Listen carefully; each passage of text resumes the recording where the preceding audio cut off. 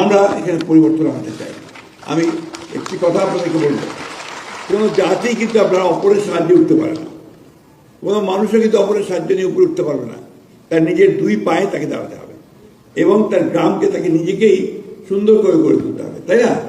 আমি গত পরশু আমার এসে গিয়েছিলাম আপনার লালমনিরহাটে একজন খুব কর্মী পুরুষ আছেন, তার নাম হচ্ছে আপনার আসাদুল হাবিব দুলু, অনেকের নাম শুনছেন আপনারা, মন্ত্রী তিনি একজন।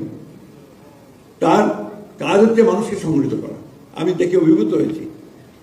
পরশুদিন যে প্রোগ্রামটা করলেন সেটা হচ্ছে যে মাদক বিরোধী, জুয়া বিরোধী, বাল্য বিবাহ বিরোধী, এই যে তিনটা সমাজের আপনার বড় রকমের সমস্যা, এটাকে তিনি ঠিক করেছেন, সারা জেলার সমস্ত মানুষগুলোকে একখানে করেছেন, তাদেরকে দায়িত্ব দিয়েছেন যে তোমার ওয়ার্ডে, তোমার গ্রামে কারা মাদক খায় সেটা তুমি হিসাব করবে, তালিকা করবে, বা কারা মাদক সঙ্গে তালিকা করবে। এইভাবে মাদককে চিহ্নিত করবে, করার পরে এদেরকে সারমন করবে, বোঝাবে এটা খেলে কী হয়, কী ক্ষতি হয়। যখন তাও যদি কিছু ভালো হয় ভালো, না হলে তাকে নিরাময় কেন্দ্র করা হবে, সেখানে নিয়ে আসবে। তাহলেই না হয় তখন তাকে আইনের আশ্রয় দেওয়া হবে।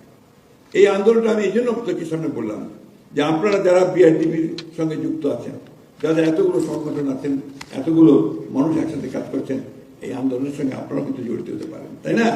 এবং মাদক কিন্তু আমাদের খুব বড় ক্ষতি করছে। বাল্য বিবাহ আমাদের মেয়েদের একটা নাইট মেয়ার, এদের জন্য একটা সবচেয়ে ক্ষতির কারণ। সেই অবস্থায় আমাদেরকে লোককে বুঝিয়ে এখান থেকে সরিয়ে আনতে হবে।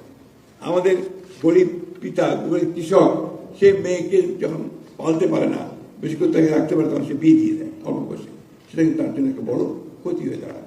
এই বিষয়গুলো থেকে মুক্তি পেতে হলে আমাদের কিন্তু সংগঠিত হবে, যেতে হবে। আজকে আমাদের মাননীয় প্রধানমন্ত্রী, আপনারা সবাই তাকে, আমি খুব বেশি কথা বলছি না, আপনারা সবাই তাকে জানেন, তিনি বাংলাদেশে যখন প্রায় 18 বছর পরে দেশে আসলেন, এসে কিন্তু অন্য কথা বলেননি। প্রথমেই বলছে যে আমার কিন্তু একটা পরিকল্পনা, সেই পরিকল্পনা কি, বাংলাদেশকে উন্নত করতে চাই। তার জন্য তিনি কতগুলো কাজ শুরু করছেন, যেটা আপনাদের সঙ্গে এখানে কাজের সঙ্গে মিলবে। একটা শুরু করেছেন ফ্যামিলি কার্ড, যে একটা পরিবারের প্রধান যে মহিলা, তাকে আমি একটা কার্ড দেব, সেই কার্ডটা দিয়ে তিনি এখন বর্তমানে 2,500 টাকা পাবেন, আর সেই সঙ্গে তিনি বিভিন্ন জায়গায় এটা সুবিধা পাবেন। That will empower that women, ওই মহিলাকে থেকে ক্ষমতা দেওয়া হবে। তার যেটা কিছুক্ষণ আগে আমাদের ওই যে বোন বলে গেলেন, যে যদি বাড়ির মেয়ে মহিলা যদি আপনার আয় করে, তার সম্মান বাড়ে, স্বামীর কাছেও বাড়ে, শাশুড়ির কাছেও বাড়ে, তাই না? এই জিনিসটা খুব ইম্পর্টেন্ট। কিন্তু আমরা কতটা বুঝি এটা আমি জানি না, কিন্তু এটা খুবই জরুরি আমাদের। আপনি খেয়াল করে দেখবেন যে সত্যি বেগম খালেদা জিয়া নারীর শিক্ষার ব্যাপারে যখন আন্দোলন শুরু করলেন, তারপরে দেখবেন এখন কি দেখাচ্ছে, যে মেয়েরাই রেজাল্ট সবচেয়ে ভালো করে, তাই না? মেয়েরাই আপনার পরীক্ষায়, এইচএসসি পরীক্ষাতে সবচেয়ে বেশি পাস করছে কারা? মেয়েরা। এইচএসসি পাস করছে কারা? মেয়েরা। ভালো রেজাল্ট করছে কারা? মেয়েরা। এটা ওই যে উনি আন্দোলনটা শুরু করেছিলেন, সেই আন্দোলনের পর আমরা এখন দেখতে পাচ্ছি। আমি একটা কথা আপনাদেরকে বলতে পারি আমার অভিজ্ঞতা দিয়ে, আমার অনেক বয়স হয়েছে, আমি অনেক কিছু দেখিয়েছি পৃথিবীতে। আমি আপনাদের একটা কথা বলতে পারি, যে আমরা যদি নিজেরা নিজের পরিবর্তন চাই, তা আমাদের নিজেদেরকে উদ্যোগ নিতে হবে। কেউ এসে আমাদের কিছু করে দিয়ে যাবে না, যাবে পার্শ্ববর্তী দেশ, অথবা আপনার দূরের দেশ, অথবা আপনার সেই মার্কিন মুলুক থেকে কেউ এসে আমাকে সুন্দর করে দিয়ে যাবে না, তাই না? আমাকে আমার নিজের কাজ নিজেকে করতে হবে। আজকে আমাদের তারেক রহমান সাহেব যে প্রধানমন্ত্রী যে কাজগুলো শুরু করেছেন, ফ্যামিলি কার্ড, কৃষক কার্ড, এসেই প্রথম দিনই ঘোষণা করেছেন ক্যাবিনেট মিটিংয়ের পরে, যে 10,000 টাকা পর্যন্ত কৃষি ঋণ যারা নিয়েছে তাদের ঋণ মকুব করে দেওয়া হলো। এতে করে আমাদের কৃষকেরা প্রায় লক্ষ লক্ষ কৃষক মুক্তি পেয়েছেন। আমাদের খাল খনন কর্মসূচি তিনি আবার শুরু করেছেন। আমি ওনাকে অনুরোধ করেছি যে আপনি আবার চিন্তা করে দেখেন যে আমরা গ্রাম শর্টকাটটা করতে পারি কিনা। গ্রাম শর্টকাটটা করলে আমার নেতৃত্বটা গ্রামে শুরু হবে, তাই না? সেখানে নেতৃত্বটা দেখা যাক, আমরা সেটা আলোচনা করছি। আমি আপনাকে বললাম, আমি বক্তব্য বাড়াবো না, আমি সেভাবে আপনাদেরকে খুব বেশি কথা বলতে চাই না। আমি শুধু একটা কথা আপনাদেরকে বলতে চাই, যে অতীতে আমাদের অনেক ক্ষতি হয়ে গেছে। আমাদের ফ্যাসিস্ট সরকার আমাদের প্রতিষ্ঠানগুলোকে ভেঙে দিয়েছে, বিশ্বাসগুলোকে ভেঙে দিয়েছে, আমাদের আস্থাগুলোকে ভেঙে দিয়েছে। এগুলোকে আবার নতুন করে গড়ে তোলার চেষ্টা করছি আমরা।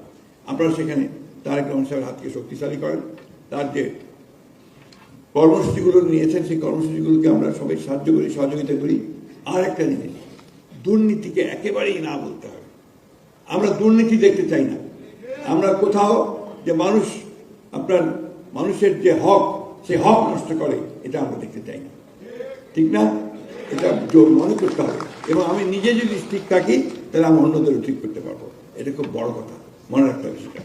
আমি চেষ্টা করব যে আমরা মাননীয় প্রধানমন্ত্রীর কাছে আমাদের যে সমস্যাগুলো আছে আলাপ করছি আন্তর্জাতিক হিসাবের সঙ্গে, তাকে আমরা একটা এই বিআরডিপি সমবায়, দেখুন সমবায় আন্দোলন ব্যর্থ হয়ে গেছে আমাদের এখানে, ব্যর্থই বাংলাদেশে।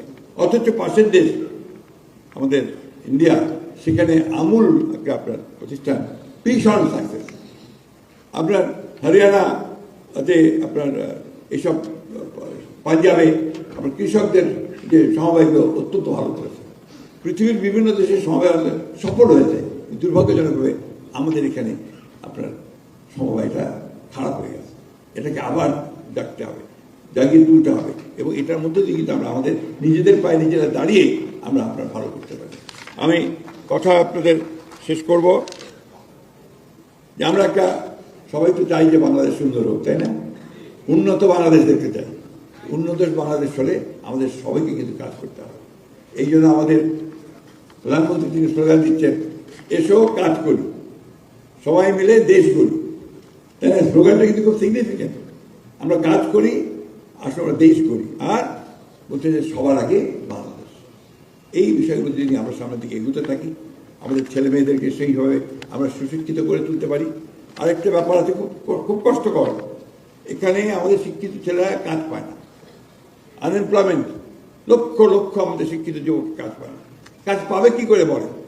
আমরা আমাদের ছেলেমেয়েদেরকে বিএ এম এ পাস করাই, ঠিক না? বিএ এম এ পাস করে সে কোন চাকরিটা পাবে বলেন আপনি আমাকে? ওকে কেন আমি ইলেকট্রিশিয়ান বানাই না? কেন আমি প্লাম্বার বানাই না? কেন আমি তাকে আপনার মেকানিক্স বানাই না? আমার জেলা ঠাকুরগাঁ, আপনারা জানেন, সেই ঠাকুরগাঁ গ্রামে আমি 4-5 দিন আগে গিয়েছিলাম। সেই ভদ্রলোক নিজে সাইকেল মেকানিক ছিলেন।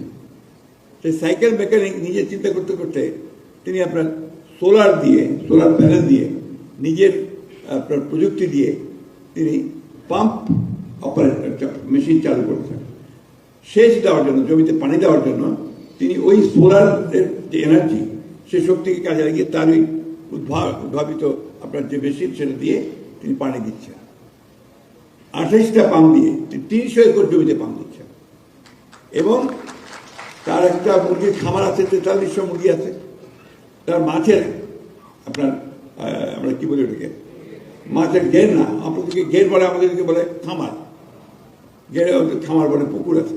এখানে উনি প্রচুর মাছ চাষ করেন এবং ওখান থেকে আবার ওই মাছের রেণু বিক্রিও করেন। ওনার 1 একর জমি ছিল মাত্র, এখন তার 10 একর জমি হয়েছে। এই মানুষের কিন্তু দেখেন খুব শিক্ষিত লোক না, একেবারে মেকানিক, সাইকেল মেকানিক। সেইখান থেকে আজকে তার নিজের চিন্তা ভাবনা এবং প্রশিক্ষণ নিয়ে সে তার জায়গা থেকে স্বাচ্ছন্দ্যের জায়গায় চলে গেছে। এই কাজগুলো কিন্তু আপনার জরুরি।